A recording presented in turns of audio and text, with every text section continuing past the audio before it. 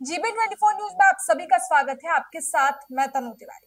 छत्तीसगढ़ से एक बड़ी खबर सामने आ रही है। आपको बता दें कि छत्तीसगढ़ में पहली बार नक्सली फंडिंग का पर्दाफाश हुआ है।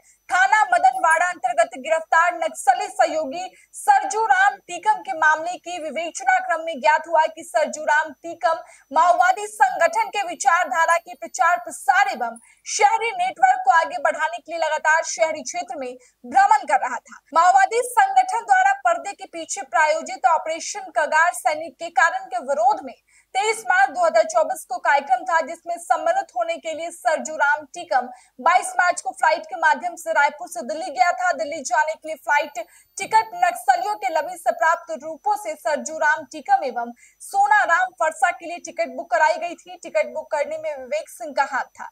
वही सोनाराम विजय रामलाल राजेंद्र ने अपने बैंक अकाउंट के माध्यम से नेवी के तकरीबन 60 लाख रुपए प्राप्त किया। वही बाद में बैंक से नकदी निकालकर नक्सलियों को पहुंचाने का कार्य करते थे। राजेंद्र का भाई कुख्यात नक्सली कमांडर भैरमगढ़ क्षेत्र का है, जिसमें 4 आरोपी बीजापुर क्षेत्र के और 1 आरोपी विजय मानपुर का रहने वाला है।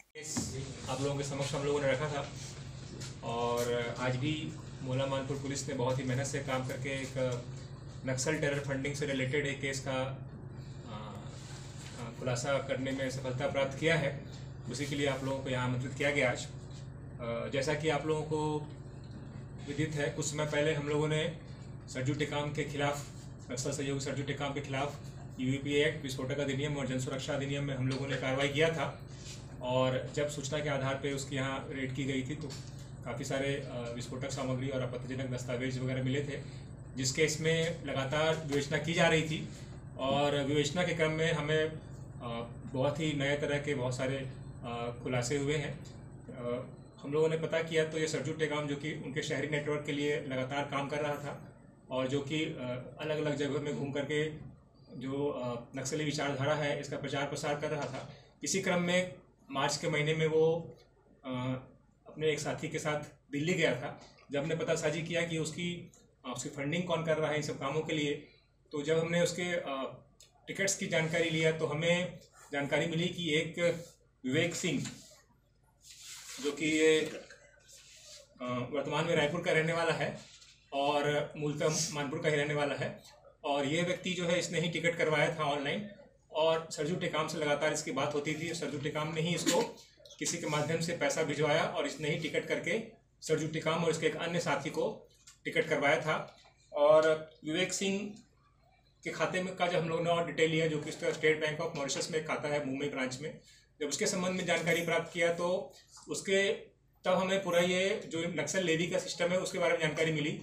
जो तेंदुपत्ता, जिसके बारे में लगातार हम और आप लगातार सुनते आ रहे हैं कि तेंदुपत्ता ठेकेदारों से लेवी किया है था नक्सलियों का, तो तेंदुपत्ता ठेकेदारों से लेवी करके जो बीजापुर भैरमगढ़ क्षेत्र के कुछ नक्सली सहयोगी हैं उन लोगों के द्वारा ये इनके नाम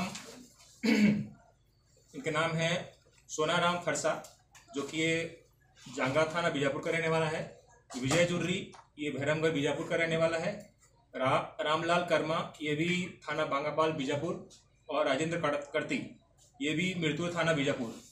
इन सभी के द्वारा तेंदुपत्ता ठेकेदारों को धमकी दे करके 2022 में इनको 1 करोड़ टारगेट था वसूली करने का, और इन लोगों ने ही जो है काफ़ी सारे पैसे, हमारे पास जो डिटेल है जो बैंक खातों का, हमने बैंक अकाउंट्स का जो हमने ट्रांजैक्शन देखा है 2022 में 8 महीने के अंदर ही लगभग 60 लाख रुपए लेवी के माध्यम से इन सभी ने प्राप्त किए थे।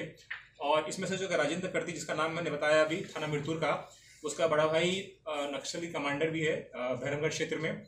और इन सभी के द्वारा ठेकेदारों से लेवी करके, उनको धमकी दे करके लेवी करके, और नक्सलियों को कैश नगद निकालते थे और कैश पहुंचाते थे उनको, साथ में उनकी राशन, दवाई और उनके जो शहरी नेटवर्क के लिए जो काम करना था उसके लिए भी हेल्प करते थे। उसी क्रम में इन्होंने जो है सरजू टेकाम के कहने पे विवेक के खाते में पैसा डाला और विवेक ने फिर ये जो है इसके लिए टिकट्स लिए हैं। इस प्रकार का पूरा नेटवर्क का खुलासा हुआ है और हम लोग अभी और इनके ट्रांजैक्शंस की स्टडी कर रहे हैं और इन्होंने किस प्रकार से सहयोग किया है और ये किसको पैसा पहुंचाते थे बीजापुर क्षेत्र में, उसके संबंध में भी जांच की जा रही है। पूरे बैंक ट्रांजैक्शंस, पूरे मोबाइल कॉल रिकॉर्ड्स, इन सब की स्टडीज़ की जा रही है और विवेचना क्रम में और जो जानकारी प्राप्त होगी वो आपको साझा किया जाएगा।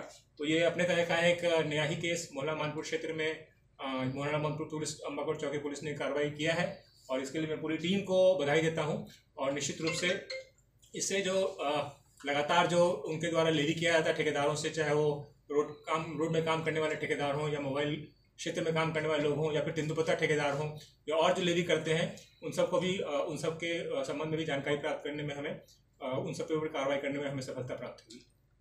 पूर्व में कोई इन पर केस दर्ज है पहले भी?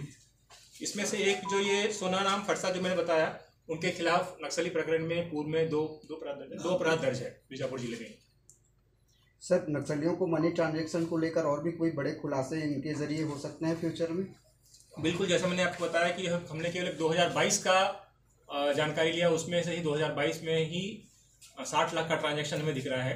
अभी इनकी और हम उसके पूर्व की जानकारी भी, ट्रांजैक्शंस भी देख रहे हैं, इनके मोबाइल रिकॉर्ड्स भी देख रहे हैं और इनसे जुड़े हुए अन्य लोगों की जानकारियाँ भी ले रहे हैं। तो हमें उम्मीद है कि और भी इस प्रकार के खुलासे करने में, हमें जानकारी प्राप्त करने में इनसे सफलता मिलेगी। फिलहाल इस खबर में इतना ही। छत्तीसगढ़ की तमाम खबरों के लिए देखते रहिए GV24 न्यूज।